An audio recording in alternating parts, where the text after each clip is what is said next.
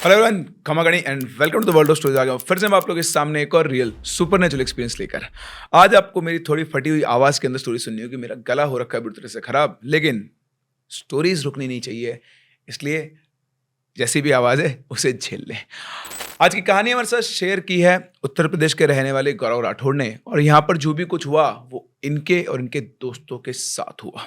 जी हाँ, ये इनका फर्स्ट हैंड एक्सपीरियंस है और इनका कहना है कि कुछ कहानियां ऐसी होती है जिन्हें सुनकर लगता है कि ये बस एक कहानी है, एक किस्सा है, लेकिन जो लोग उसे जीते हैं उनके लिए वो एक डरावनी सच्चाई होती है। और कुछ ऐसा ही हुआ इनके साथ भी जब ये अपने दोस्तों के साथ एक ट्रिप पर थे। ये कहानी है इन 12 दोस्तों की। इनके साथ जो हुआ उसे इनमें से कोई भी ना तो अभी तक भूल पाया है और ना ही जिंदगी में कभी भूल पाएगा। और कहानी में आगे बढ़े उससे पहले अगर आपके पास भी कोई रियल सुपरनेचुरल एक्सपीरियंस है तो आप हमारी इस दी गई ईमेल आईडी और इस व्हाट्सएप नंबर के ऊपर शेयर कर सकते हैं। चलिए बढ़ते हैं कहानी में आगे। ये बात है 2023 की, जब गौरव का ब्रेकअप हुआ था। और यहाँ पे सब कुछ शुरू भी उसके ब्रेकअप से ही हुआ। अब ब्रेकअप के बाद आप जानते हो मेंटल फेज कैसा होता है इंसान का, जब वो एक सीरियस रिलेशनशिप में हो और उसका ब्रेकअप हो गया है, उसका कहीं मन नहीं लगता। उस टाइम पर इंसान बस दूर भाग जाना चाहता है, सबसे दूर, और वो अकेला रहना चाहता है। गौरव को भी कुछ भी ठीक नहीं लग रहा था और दिमाग में सिर्फ एक ही चीज चला करती थी कि कुछ भी कर लो, बस ये फेज भूल जाऊं जब मैं उसके साथ था। लेकिन इतना आसान नहीं होता है। गौरव का ग्रुप बड़ा था और उसके सारे दोस्तों को ये पता था कि गौरव अभी किस फेज से गुजर रहा है। तो ऐसे एक दिन बात हुई तो सब लोगों ने बोला, यार भाई एक काम करते हैं, कहीं पर चलते हैं, एक ट्रिप प्लान करते हैं, सभी दोस्त साथ में घूमने चलेंगे, थोड़ा गौरव का भी मेंटल लेवल ठीक होगा और उसको भी मूव ऑन करने में हेल्प मिलेगी। और इस तरह से सभी लोग तैयार हो जाते हैं और ये लोग प्लान करते हैं ट्रिप जयपुर की। इस ट्रिप में ये लोग टोटल 12 लोग थे। काफी डिस्कशन के बाद इनकी डेट फिक्स हुई और डेट थी 25 अक्टूबर 2023, दशहरे वाली रात। उस टाइम ये लोग सभी भोपाल में रहा करते थे और इन सबकी ट्रेन थी, जिस दिन दशहरा था उसी नाइट की इनकी जयपुर की ट्रेन थी। सभी लोगों ने ट्रेन बोर्ड की, हंसी मजाक अच्छा सफर कटा ट्रेन का और सब लोग पहुंच गए जयपुर। जयपुर पहुंचने के बाद सबसे पहले ये लोग गए घूमने के लिए खाटू श्याम जी के मंदिर। वहां जाकर सबने दर्शन किए, थोड़ी शांति मिली और थोड़ी पॉजिटिविटी आई। लेकिन इनमें से किसी को भी नहीं पता था कि इनकी ये शांति ज्यादा लंबी रहने वाली नहीं है। इसके बाद सभी लोग वापस से जयपुर पहुंचे, घूमे फिरे, हवा महल, आमेर फोर्ट, जयपुर का लोकल मार्केट, बड़ी चौपड़, छोटी चौपड़, खजाने वालों का रास्ता, बहुत सारी जगह हैं सिटी के बाउंड्री एरिया के अंदर घूमने के लिए। Jaipur is a perfect blend of modern infrastructure plus जो पुराने इंफ्रास्ट्रक्चर रहा करता राजा महाराजा के टाइम का, तो प्रॉपर ब्लेंड आपको वहाँ पर दिखता है। क्योंकि मैं खुद भी जयपुर से हूँ तो मैं बहुत अच्छे से जयपुर को जानता हूँ, इसलिए खैर तो सब कुछ बढ़िया चल रहा था। इनकी ट्रिप भी बढ़िया चल रही थी, अलग अलग जगह पर ये घूम रहे थे और करीबन 5 दिन इनको हो चुके थे। ऑलमोस्ट हर जगह इन लोगों ने कवर कर ली थी और इनके जयपुर के अंदर मात्र 2 दिन और बचे हुए थे। 5वें दिन की रात जब ये सब लोग घूम फिर कर होटल के कमरे में बैठे बातचीत कर रहे थे, मजा कर रहे थे, तभी इन लोगों के बीच में बात चली कि यार बाहर आए हुए हैं, अभी तक एक बार भी दारू पार्टी नहीं हुई है। वैसे भी भाई का ब्रेकअप हुआ हुआ है, दुख तो बनाना बनता है। और इस तरह से सभी दोस्तों ने प्लान की एक दारू पार्टी उसी होटल के रूम में। भाई के ब्रेकअप का बहाना था, पार्टी शुरू हुई और पार्टी शुरू होते ही किसी एक दोस्त ने मजाक मजाक में कहा कि यार घूम तो बहुत रहे हैं, आज कुछ तूफानी करते हैं, मतलब कुछ अलग करते हैं। और वहीं से आइडिया आया कि चलो देखते हैं, जयपुर की किसी हॉन्टेड लोकेशन को एक्सप्लोर करते हैं। रूम में तो सभी पीते हैं, हम लोग चल के आज एक हॉन्टेड लोकेशन पर दारू पिएंगे। पहले सब लोग इसको मजाक समझकर हंस रहे थे, लेकिन धीरे धीरे ये मजाक सीरियस बन गया। इनमें से कुछ दोस्तों साफ मना कर रहे थे कि भाई बेवजह रिस्क मत लो, हम नहीं किसी दूसरे शहर में है, सही सलामत अपने घर वापस भी पहुंचना है। लेकिन मेजॉरिटी विंस, ग्रुप का प्रेशर, एक्साइटमेंट और थोड़ा एडवेंचर। आखिरकार फाइनल डिस्कशन ये हुआ कि चलो एडवेंचर करने चलते हैं, ढूंढते हैं जयपुर की कोई हॉन्टेड लोकेशन और आज वहीं चल के दारू पार्टी की जाएगी। अब कोई भी हॉन्टेड लोकेशन ढूंढने के लिए सबसे बढ़िया जगह क्या है? नहीं, मेरा चैनल तो है ही, लेकिन गूगल भी है ना, गूगल। तो उन्होंने गूगल के ऊपर टाइप किया जयपुर मोस्ट हॉन्टेड प्लेसेस, तो उसके आसपास में बहुत सारी जगहों के नाम आए, लेकिन सभी जगह बहुत दूर थी, आने जाने में बहुत सारा टाइम खर्च होता। तो सोचे थे कुछ आसपास मिले। अब जब कुछ भी नहीं मिला तो वो जो था ना होटल को जो स्टाफ होता है वेटर वगैरह उसको ऑर्डर देते हैं, रूम में सर्विस लेकर आता है। तो रूम सर्विस वाला एक बंदा आया, उन्होंने उससे पूछा कि यार एक बात बता, यहाँ आसपास कोई हॉन्टेड लोकेशन है क्या? और जो आप पूछते हो लोकल था, है ना? बहुत किस्मत की बात है, आपने कोई विश की और वो विश पूरी हो गई, तो वो आया और उसने बताया कि हाँ सर है ना, यहाँ अपने होटल से करीबन 2-2.5 किलोमीटर दूर एक ना पुरानी हवेली है, बिल्कुल बंद है, घर है, मतलब वो बिल्कुल बंद है, अबेंडेंड है, और लोग कहते हैं कि वो हॉन्टेड है। इससे ज़्यादा उस आदमी ने और कुछ नहीं बताया और बोला कि वहाँ पे ना रात को जाने में लोग डरते हैं, आप लोग भी मत जाना, मैंने बता तो दिया है आपको, है ना? लेकिन आप लोग वहाँ पर मत जाना। मैं बोला ठीक है, थोड़ा उन्होंने आइडिया ले लिया उससे, लोकेशन कहाँ-कहाँ पर है, उससे पहले ले लिया था, इसलिए उसने मना किया था कि आप जाना मत। उसने उसने बता दिया कि टूरिस्ट है, बताने में क्या जाता है। उस बेचारे को नहीं पता था ना कि इनका तो प्लान बन चुका है। अब जैसे उन्हें लोकेशन मिली और ये पता लग गया कि भैया पास में ही है, तो इन लोगों का एक्साइटमेंट और बढ़ गया।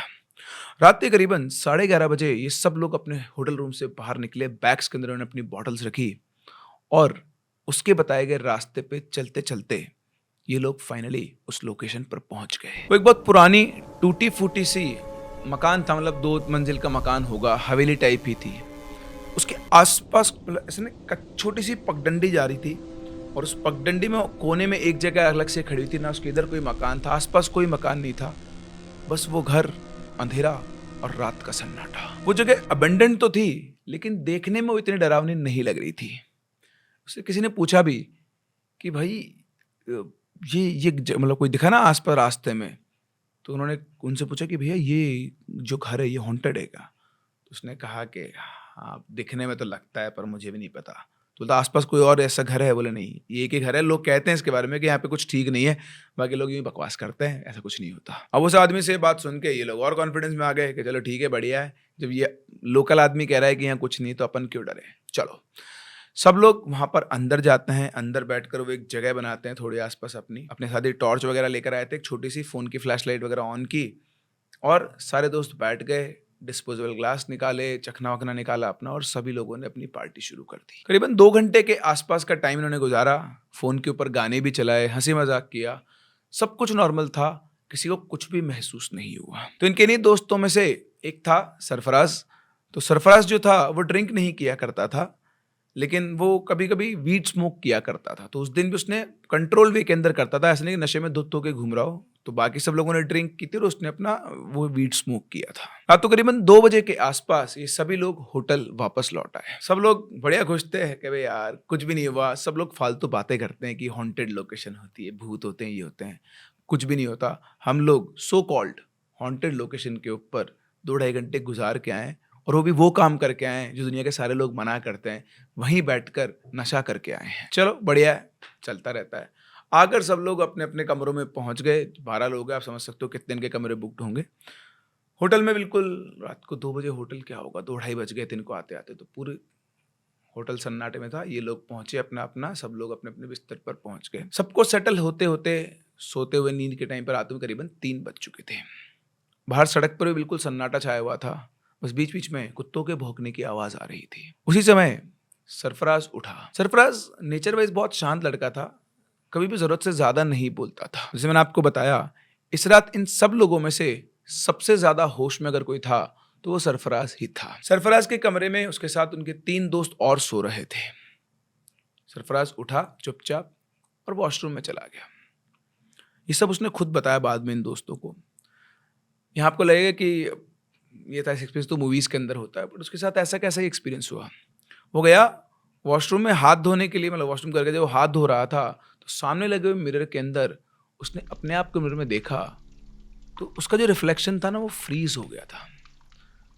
पहले से लगा कि लाइट का कुछ प्रॉब्लम है, लेकिन मिरर में उसका जो रिफ्लेक्शन था ना उसके साथ सिंक में नहीं था, गैप था, लैग था और कुछ सेकंड्स के लिए उसको ऐसा लगा कि उसकी रिफ्लेक्शन उसी को घूर रही है और फिर उसे ये भी फील हुआ कि उस मिरर में उसके रिफ्लेक्शन के पीछे कोई एक साया सा खड़ा है। सरफराज ने तुरंत अपनी आंखें बंद की, आंखें मसली और खोला, कोई भी नहीं था। वहाँ सिर्फ उसकी रिफ्लेक्शन थी और वो अब उसके साथ परफेक्ट सिंक में थी। उसे लगा कि आज भाई साहब नशा हो गया है।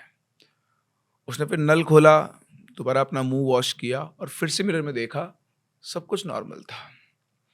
वो कुछ और सेकंड्स तक वहीं खड़ा रहा, खुद को देखता रहा और फिर को खुद को ही समझाया कि कुछ नहीं है, वहम हो गया है और फिर वापस अपने बेड पर आ गया।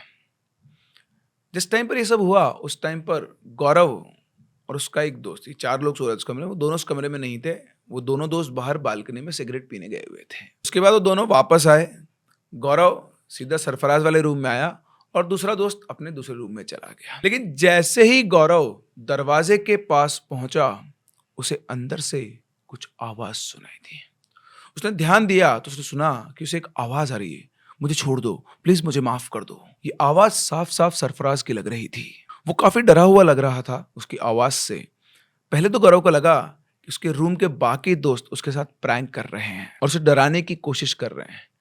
इसलिए उसने हंसते हुए दरवाजा खोला और पूछने लगा, क्या यार, क्या कर रहे हो तुम लोग? लेकिन जैसे उसने दरवाजा खोल के अंदर देखा, उसके बाकी के दोनों दोस्त गहरी नींद में थे। उनमें से कोई भी जाग नहीं रहा था और दूसरी तरफ सरफराज अपने बेड पर लेटा हुआ था। उसकी आंखें बंद थी लेकिन वो बड़बड़ा रहा था, मुझे छोड़ दो, मैंने कुछ नहीं किया, मुझे छोड़ दो, मैंने कुछ नहीं किया। उसको देखकर गौरव को हल्का सा डर लगा। वो सरफराज के पास गया, उसने उसे हिलाया और बोला, सरफराज उठ, क्या हुआ? उसके हिलाते सरफराज एकदम से उठ के बैठ गया। उसकी आंखें खुली हुई थी लेकिन वो कंफ्यूज लग रहा था। उसका पूरा शरीर पसीने में भीगा हुआ था, जैसे उसने किसी के ऊपर ग्लास से पानी डाल दिया हो। गौरव से पूछा, भाई क्या हुआ, तू इतना डरा हुआ क्यों है? सरफराज कुछ देर तक सिर्फ गौरव को देखता रहा और फिर बोला, कुछ नहीं यार, शायद एक बुरा सपना देख लिया। गौरव ने भी कहा, हाँ यार, तू बड़ा घबराया हुआ लग रहा है, कोई सपना होगा, सो जा आराम से सो जा। गौरव भी थका हुआ था, उसने भी ज्यादा कुछ नहीं सोचा और वो भी जाकर अपने बिस्तर पर लेट गया। अभी गौरव को बेड पर लेटे हुए शायद 10 या 15 मिनट ही हुए होंगे कि तभी एकदम से अचानक से सरफराज फिर से जोर से उठकर बैठ गया और इस बार वो कुछ बोल रहा था और ये आवाज सुनकर गौरव की नींद टूटी। उसने जब ध्यान से सुना तो सरफराज धीरे धीरे लगातार एक ही टोन में संस्कृत में कुछ बोल रहा था। अब उसको बैठा हुआ देखकर उसके मुंह से संस्कृत सुनते हुए गौरव का दिमाग खराब हो गया, क्योंकि सरफराज मुस्लिम था और संस्कृत का एक भी शब्द नहीं आता था। वो बेसिक हिंदी में भी उर्दू को ज्यादा यूज किया करता था, संस्कृत तो उसके आसपास भी नहीं फटक सकती थी। गौरव उठ के उसके पास गया, उसने फिर से उसे हिलाया और बोला, भाई तू ठीक है ना? लेकिन इस बार सरफराज ने गौरव की तरफ देखा भी नहीं। वो लगातार सामने दीवार की तरफ देख रहा था और लगातार वो संस्कृत के अंदर कुछ बोले जा रहा था जो गौरव को बिल्कुल भी समझ में नहीं आ रहा था। उसी समय पड़ोस वाले कमरे से भी आवाज आई। गौरव का एक दोस्त दौड़ता हुआ उन्हें बुलाने के लिए आया कि इधर आओ भाई, इधर आओ, जल्दी आओ। गौरव और उसके बाकी दोस्त उठकर उधर गए तो उन लोगों ने देखा कि वहां पर ऋषि ऋषि की भी सेम हालत थी। जो हरकत सरफराज कर रहा था उस कमरे में, इस कमरे में वही हरकत ऋषि भी कर रहा था। ऋषि बहुत बुरी तरह से डरा हुआ था और उसे कुछ अजीब अजीब चीजें दिख रही थी। ऋषि बार बार बोल रहा था कि भाई मेरे पास कोई खड़ा है और ये जो भी कोई खड़ा है वो बहुत डरावना है। लेकिन ऋषि के अलावा वहां पर किसी को कुछ भी समझ में नहीं आ रहा था। लेकिन एक बात सब लोग के समझ में आ गई थी कि कुछ तो गड़बड़ है। इसके बाद गौरव और उसके दो दोस्त वापस से सरफराज के कमरे में आए और तभी उन्होंने देखा कि सरफराज बहुत जोर से चिल्लाने लगा और जिस आवाज में वो चिल्ला रहा था वो सरफराज की आवाज नहीं थी। और तभी सरफराज के मुंह से शब्द निकले, मैं इन दोनों को लेकर जाऊंगी। ये सुनते ही तीनों दोस्त एक दूसरे का चेहरा देखने लगे। किसी को कुछ समझ में नहीं आ रहा था कि क्या करें और तभी दूसरे कमरे से आवाज आई ऋषि की सेम टोन में और उसने भी यही शब्द बोले। सारे दोस्त इकट्ठा हो गए थे, पैनिक शुरू हो गया था और अब सारे दोस्तों ने डिसाइड किया कि दोनों को एक ही कमरे में रखते हैं जिससे इन दोनों को संभालना आसान होगा। लेकिन सरफराज को संभालना इन सभी दोस्तों के लिए मुश्किल हो रहा था। 3-4 लोग मिलकर भी उसे ठीक से पकड़ नहीं पा रहे थे। उसकी ताकत अचानक से बहुत ज्यादा बढ़ गई थी। जैसे तैसे करके सरफराज और ऋषि को एक ही कमरे में लाया गया। दोनों एक दूसरे के आमने सामने बैठे थे और कुछ सेकंड्स के बाद दोनों एक दूसरे की आंखों में देखने लगे जैसे आसपास कोई नहीं है। दोनों बिना पलक झपकाए एक दूसरे की आंखों में देख रहे थे और फिर दोनों एक साथ एक ही टाइम पर हंसे और फिर दोनों के मुंह से एग्जैक्टली सेम टाइम पर सेम आवाज में एक ही स्टेटमेंट निकला, मैं इन दोनों को लेके जाऊंगी। बोलते टाइम उनके चेहरे के एक्सप्रेशंस बिल्कुल भी इंसानों जैसे नहीं लग रहे थे। आंखें अजीब हो गई थी और उनकी आवाज बहुत अननेचुरल सी थी। सारे दोस्तों को पूरी तरह से डर लग रहा था। उनको समझ में नहीं आता कि क्या करें। उनको ये समझ में आ गया था कि उन्होंने शायद बहुत बड़ी गलती कर दी है। वो कुछ और सोच पाते कि तभी एकदम से कमरे की लाइट्स 2-3 बार फ्लिकर हुई और फ्लिकर होकर एकदम से लाइट चली गई। लाइट जाते ही कमरे का एसी बंद हो गया, लेकिन ठंडक अब पहले से भी ज़्यादा हो गई थी कमरे के अंदर। और तभी कमरे का दरवाज़ा जो खुला हुआ था वो 2-3 बार ऐसे-ऐसे मूव करता जैसे किसी ने उसको पकड़ कर हिलाया हो। होटल के कमरों के दरवाजे आपने देखे हो तो भारी होते हैं। उसको जैसे कोई ऐसे पकड़ के हिला रहा हो, इस तरह से वो कमरे का दरवाज़ा हिला। इनमें से एक दोस्त ने अपना फ़ोन निकाला और फ्लैश लाइट ऑन करके वो वीडियो रिकॉर्ड करने लगा, और उसने जैसे ही कैमरा सरफराज के ऊपर फोकस किया, 1 सेकंड में उसकी स्क्रीन ब्लैंक हो गई और फ़ोन बंद हो गया। फिर इनमें से एक दोस्त ने तुरंत अपना फ़ोन निकाला, यूट्यूब खोला और उस पे हनुमान चालीसा चलाने लगा, और जैसे हनुमान चालीसा पूरे कमरे में गूंजने लगी, धीरे-धीरे सब कुछ नॉर्मल होने लगा। सरफराज और ऋषि दोनों के दोनों थोड़े नॉर्मल हुए। पूरी रात इनमें से कोई भी नहीं सोया। सब लोग डर के साथ सरफराज और ऋषि के ऊपर नजर रखे हुए थे, लेकिन उसके बाद उन्होंने कोई हरकत नहीं की। सुबह होते ही ये लोग उसी होटल के उस स्टाफ के पास पहुंचे जिसने उन्हें उस जगह के बारे में बताया था। जब उसने उनके चेहरे पर हवाइयाँ उड़ी हुई देखी ना, वो तभी समझ गया कि कुछ गड़बड़ है। तो उन्होंने उनके बताने से पहले उसने पूछ लिया, आप लोग वहाँ गए थे? तो उसमें से गौरव ने कहा कि हाँ, हम लोग वहाँ पर गए थे और उसके बाद ऐसी-ऐसी प्रॉब्लम हुई। तो उसने बोला, अरे सर, मैंने तो मना किया था ना आपको वहाँ जाने को। मुझे लगा आपने पूछा है तो मैंने बता दिया। मुझे क्या पता था आप लोग वहाँ पहुँच ही जाओगे। खैर उसने बोला कि आप घबराओ मत, यहाँ पास में एक हनुमान जी का मंदिर है, आप उन दोनों को वहाँ पर ले जाओ। वहाँ पे पंडित जी मिलेंगे आपको, तो वो कुछ ना कुछ उपाय कर देंगे। सुबह 7 बजे के आस-पास ये लोग उनको लेकर मंदिर पहुँचे। वहाँ जो पंडित जी थे उनको सब कुछ बताया। उन्होंने सरफराज और ऋषि को वहाँ बिठाकर मंदिर में आरती की और फिर उनके हाथ में एक धागा बांध दिया। उन्होंने कहा, कोई बात नहीं, ऐसा हो जाता है कभी-कभी, ये दोनों ठीक है, ये धागे को बांधे रखना ताकि आगे कुछ गड़बड़ ना हो। और वाक़ई में ऐसा ही हुआ। उसके बाद वो बिल्कुल नॉर्मल हो गए। दोबारा जो शाम रात को इनके साथ हुआ था वैसा कुछ नहीं हुआ। और एक दिन वो रुकने वाले थे, पर उसी दिन उन्होंने वो होटल खाली कर दिया। एक दिन वो किसी दूसरे होटल में रुके और उसके बाद वापस से अपने घर पहुँच गए। उस दिन के बाद दोबारा अभी तक कुछ भी नहीं हुआ जब तक ये अपने घर पर पहुँचे। अब जैसे सरफराज अपने घर पहुँचा तो उसके घर वालों ने उसके हाथ में वो धागा बंधा हुआ देखा, कलरफुल जो रोली होती है, वैसी रोली-मोली इसको हम लोग बोलते हैं। और उन्होंने पूछा कि भई ये धागा कहाँ से बंधवाया? किसी मंदिर गया था क्या तू? तो उन्होंने बोला कि हाँ, मतलब उसने बता दिया कि ऐसे-ऐसे मेरे दोस्त गए थे, तो उन्होंने बोला कि धागा हटा दे। तो उन्होंने बिना ज़्यादा कुछ बातचीत किए उससे उस धागे को तोड़ दिया। धागे को तोड़ने के बाद भी सरफराज के साथ ऐसा कुछ नहीं हुआ। 2-3 दिन उसके नॉर्मल निकल गए। तो इन 2-3 दिनों में जब वो ऋषि से मिला तो ऋषि ने सरफराज से पूछा, "भई तेरा धागा कहाँ है?" तो बोलता है कि तो घर पे उतार दिया अम्मी ने। तो बोलता है, "फिर तेरे को कुछ नहीं हुआ?" बोलता, "नहीं।" बोले, "यार सही है, मतलब अपन ठीक हो गए?" बोलता है, "हाँ यार, ठीक हो गए, कुछ भी नहीं हुआ।" तो उसने ऋषि ने अपना भी धागा तोड़ दिया कि सब कुछ ठीक तो हो ही गया है, क्यों मैं धागा बांध कर घूमूं, क्योंकि ऋषि को कुछ भी बांधने की आदत वैसे भी नहीं थी। और ठीक है, उस टाइम के लिए उसने वो मान लिया, पर इतना कुछ ये लोग मानते भी नहीं थे, तो उसने अपना वो धागा तोड़ दिया। और शायद यही है इनकी सबसे बड़ी गलती थी। इसके बाद जो हुआ वो इतना बुरा था कि आज तक भी गौरव और उसके दोस्तों की रूह कांप जाती है। उसके अगले ही दिन ऋषि की तबीयत अचानक से बिगड़ जाती है। शुरू में उसका फीवर हल्का था, लेकिन कुछ ही घंटों में वो बहुत तेज बुखार में बदल गया। इतना तेज कि उसका शरीर चल रहा था और वो थर-थर काँप रहा था। उसके घरवालों ने बताया था कि उसकी आँखें बिल्कुल लाल हो गई थी और वो किसी को भी पहचान नहीं पा रहा था। रात होते-होते उसकी हालत इतनी खराब हो गई कि उसे तुरंत हॉस्पिटल ले जाना पड़ा। लेकिन असली डर यहीं से शुरू होता है। ऋषि हॉस्पिटल में भी नींदों में कुछ बोल रहा था। डॉक्टर ने सोचा कि उसको फीवर डिलीरियम है, मतलब फीवर की वजह से आदमी बड़बड़ाने लग जाता है।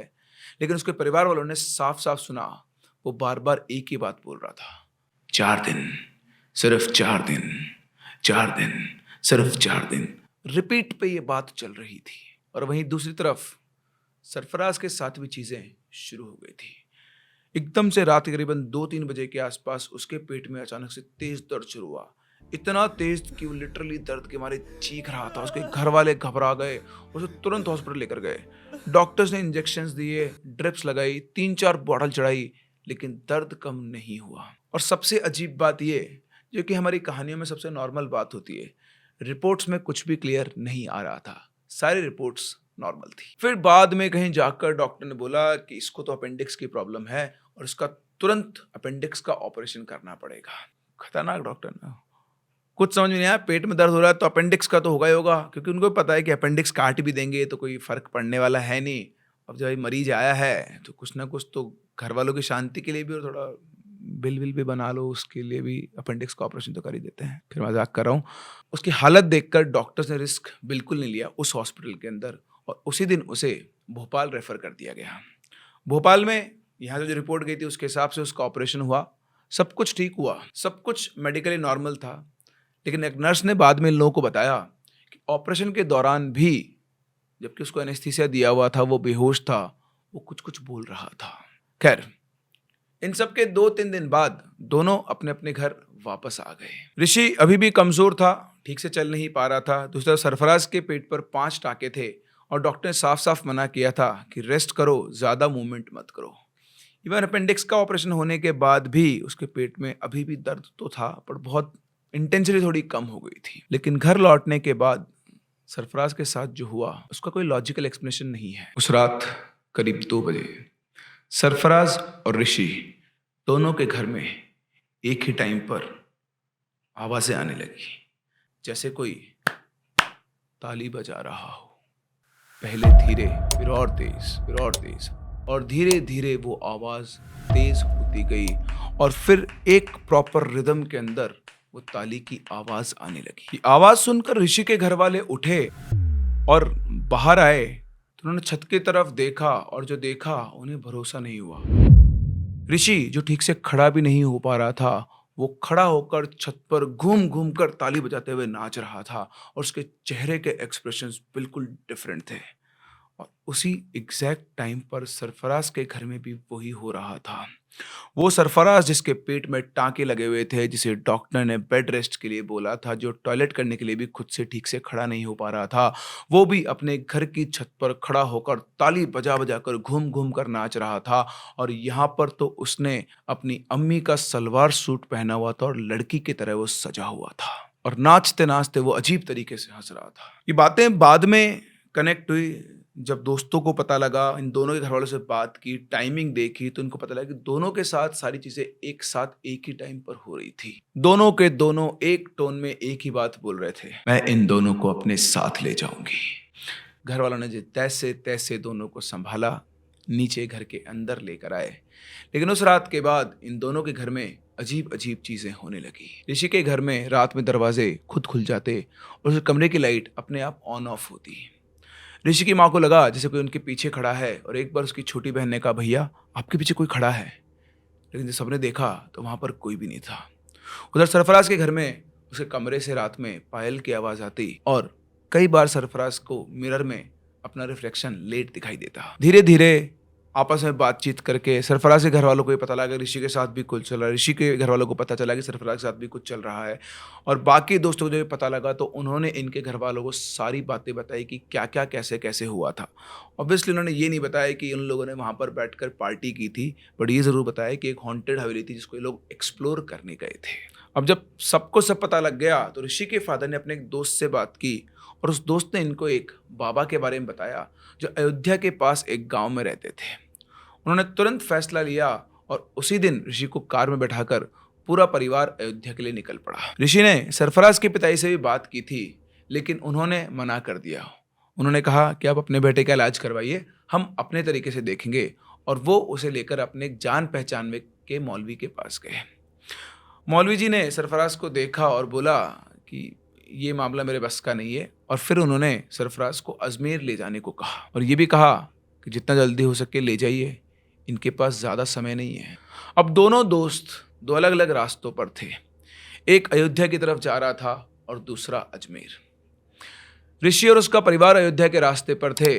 पहले 50-60 किलोमीटर सब कुछ ठीक रहा, लेकिन चलते चलते उनकी कार बंद हो गई। कोई बड़ी प्रॉब्लम नहीं थी, लेकिन इंजन गर्म हो गया, गाड़ी बंद हो गई, फिर वापस स्टार्ट की, फिर थोड़ा आगे चले, फिर एकदम से स्टीयरिंग टाइट हो गया, फिर एकदम से पंचर हो गया और इस तरह छोटी छोटी प्रॉब्लम्स आने लगी।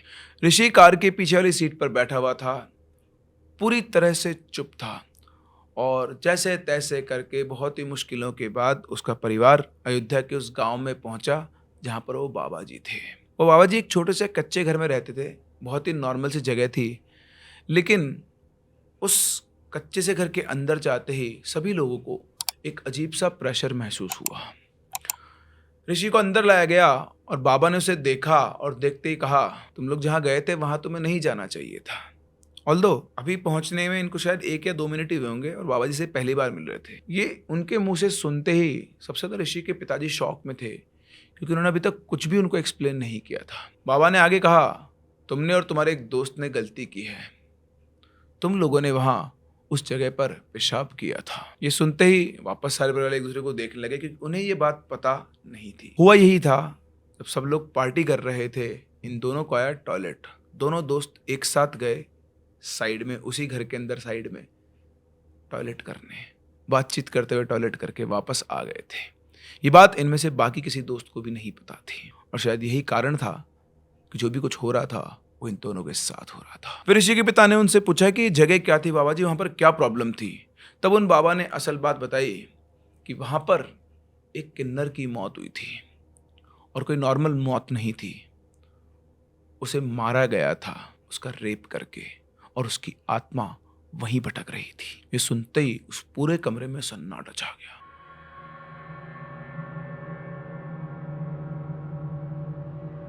बाबा ने जब ऋषि की तरफ देखा तो उनका चेहरा बदल गया और उन्होंने कहा कि मुझे अभी के अभी यहाँ पर पूजा करनी होगी। सामान लगाया गया हवन के लिए। बाबा जी आग जलाने की कोशिश कर, लेकिन बार बार आग जल ही नहीं पा रही थी। और घी डाला, लकड़ी गीली होगी सोचकर लकड़ी बदल दी, थोड़ी सी आग जलती और थोड़ी देर के बाद आग वापस से बुझ जाती। ये सब देखकर उनके खुद के चेहरे पर भी टेंशन आ गई। उन्हें समझ में आ गया कि ये सब आसान नहीं होगा। फिर उन्होंने जैसे तैसे अपने कुछ टोटके लगाए और उसके बाद अग्नि जली और हवन शुरू हुआ। करीबन 4-5 घंटे तक हवन चला। वो पूजा कर रहे थे, बार बार बीच में कुछ प्रक्रिया कर रहे थे और कुछ समय के बाद ऋषि थोड़ा नॉर्मल लगने लगा, लेकिन अभी भी बाबा को कुछ तो गड़बड़ लग रही थी। उन्होंने कहा कि मैंने इसका इलाज कर तो दिया है, लेकिन मुझे ऐसा लग रहा है कि अभी कुछ और प्रॉब्लम हो सकती है। तो एक काम करो, सावधानी के लिए तुम लोग आज यहीं रुक जाओ, अगर सिर्फ सब ठीक रहा तो कल तुम लोग यहाँ से चले जाना। और हुआ भी कुछ ऐसा ही। रात को करीब 2 बजे ऋषि अचानक उठ बैठा और अब उसकी आवाज बदल चुकी थी। उसने सीधे बाबा की तरफ देखा और बोला, मैं इसे लेकर जाऊंगा। मैं आपको बता दूं, उस कच्चे घर के अंदर ही सभी लोगों के रहने का इंतजाम किया गया था और उन्होंने ऋषि को, बाबा जी ने उसी कमरे में लिटाया जहाँ पर वो खुद थे, और कमरे में दरवाज़ा नहीं था तो बाहर जो लोग सो रहे थे सब लोगों ने आवाज़ सुनते सब लोग वहाँ पर पहुँच गए। अब उसकी बात सुनकर बाबा जी ने उससे पूछा कि कौन है तू। तो कुछ पल खामोश रहने के बाद उसने बोलना शुरू किया। उसके बाद इन लोगों को जो पता लगा वो और भी ज़्यादा शॉकिंग था। इस बार ऋषि के अंदर उस किन्नर की नहीं बल्कि एक लड़के की आत्मा थी। उसने बताया कि वो एक ब्राह्मण परिवार से बिलोंग करता था और वो इस किन्नर का दोस्त था। धीरे धीरे इन दोनों की नज़दीकियाँ बढ़ी और वो इस किन्नर से प्रेम करने लगा। उस ज़माने में जबकि ये बात है और इसके परिवार, ब्राह्मण परिवार, अपनी इज्जत, बाकी सब चीज़ें, और जितना आज चीज़ें मतलब होती हैं उतना उस टाइम पर आप भी समझ सकते हैं, मैं क्या ही एक्सप्लेन करूँ आपको। तो परिवार वालों को ये बात नागवार गुजरी। उन्होंने को बहुत समझाया इस लड़के को कि तू पागल है क्या, लड़का होकर तू किन्नर के साथ रहेगा, लेकिन वो किसी भी तरीके से मानने को तैयार नहीं था। जब कोई नहीं माना तो आपको पता ही क्या किया जाता है, 5-6 गुंडों को लिया गया और उस किन्नर को मारने का जिम्मा दिया गया। उन्होंने उसको मारा तो सही, लेकिन मारने से पहले उन्होंने उस किन्नर के साथ गलत हरकत भी की और मारकर उसे वहीं दफना दिया। जब उस लड़के को ये बात पता चली तो वो वहाँ पहुँचा। बहुत उसने लड़ाई वड़ाई की उन लोगों से, सबसे, और अल्टीमेटली उस लड़के को भी वहीं मारकर वहीं गाड़ दिया गया। इस तरह से दोनों की इस कहानी को ख़त्म कर दिया गया और उस घर के नीचे ही जहाँ जो घर बना हुआ है वहाँ पर उन्हें दफना दिया गया। और इन लोगों ने जहाँ पर पेशाब किया वही जगह थी जहाँ पर इन दोनों को गाड़ा गया था, और तभी से ये दोनों इन दोनों के साथ आ चुके हैं और ये इनको सजा देना चाहते हैं इस चीज़ की। और जब सारी सच्चाई पता लगी तो बाबा जी ने उसी टाइम पर दूसरी पूजा शुरू की। हवन हुआ, मंत्र पाठ हुए और इस दौरान अब ऋषि बहुत चिल्ला रहा था, कांप रहा था, जैसे कोई अंदर से उसके साथ लड़ रहा हो।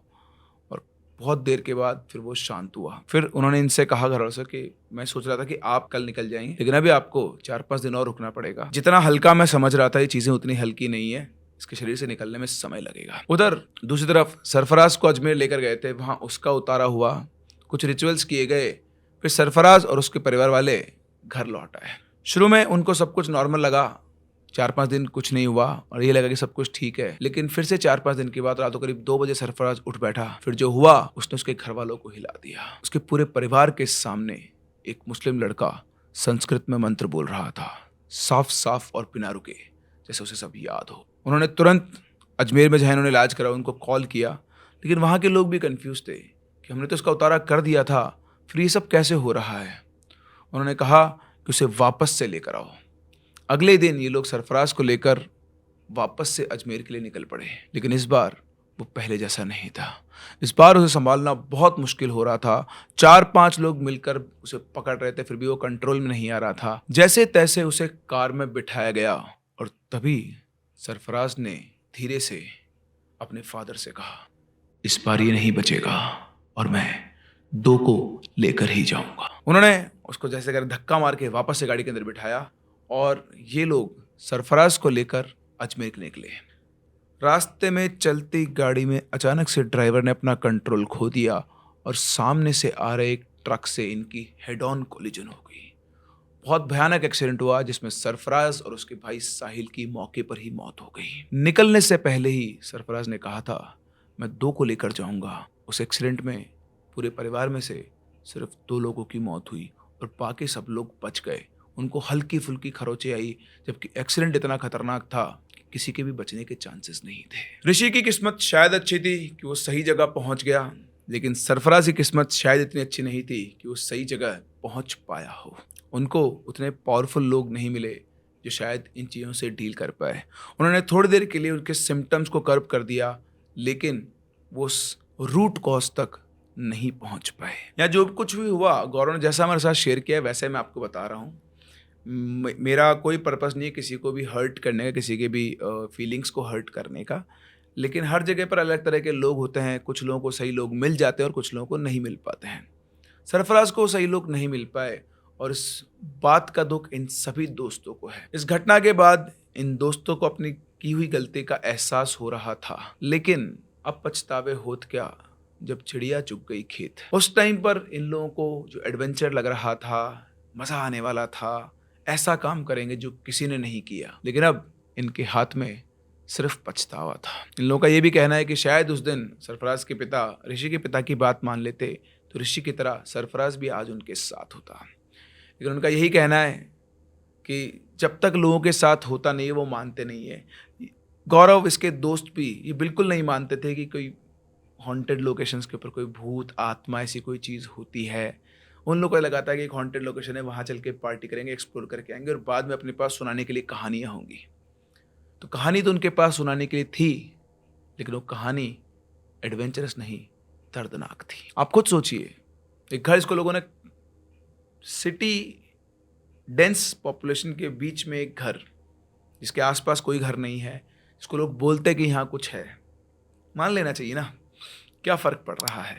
हाँ, आपके पास कोई स्पिरिचुअल पावर है तो आप जाएं, कम्युनिकेट करें, आ जाएं, लेकिन इस तरह से किसी ऐसी लोकेशन पर जाना, वहाँ पर शराब पीना और सबसे बड़ी बात वहाँ पर टॉयलेट वगैरह करना, दिस इज़ नॉट गुड। आप जाएं भी तो ध्यान रखें कि आप कहाँ पर टॉयलेट कर रहे हैं, और जाने से पहले आप चाहें तो ऐसा बोल सकते हो, मुझे नहीं पता कि यहाँ कोई है या नहीं है, मैं अपनी आंखों से नहीं देख सकता, तो कोई है तो हट जाए या कोई इंडिकेशन दे दे ताकि मैं अपना नुकसान ना करूँ। लेकिन उनका तो मेंटल स्टेट था कि कुछ नहीं होता, कुछ भी नहीं है, और वो चले गए। कितनी बार मैं समझाऊं, हर बार मैं आपसे कहता हूं कि सतर्क रहें, सावधान रहें। पहली बात तो क्यों जाना, है ना, और फिर भी अगर जाने का शौक है तो थोड़ा इन चीज़ों के ऊपर ध्यान दें। ये ऐसी पहली स्टोरी नहीं है जो हम लोग सुन रहे हैं, इससे पहले भी हमने और स्टोरी सुनी जिनके अंदर लोगों के साथ ऐसा कुछ हुआ है और बाद में आपके हाथ में सिर्फ पछतावा ही रह जाता है। वैसे अगर आप किसी ट्रिप पर जाएं और आपके दोस्त आपसे कुछ ऐसा करने को कहे तो आप ऐसा करेंगे या नहीं? अपने व्यूज़ हमें कमेंट सेक्शन में ज़रूर बताएं। हम लोग मिलते हैं अपनी अगली कहानी में, तब तक के लिए keep loving and keep listening.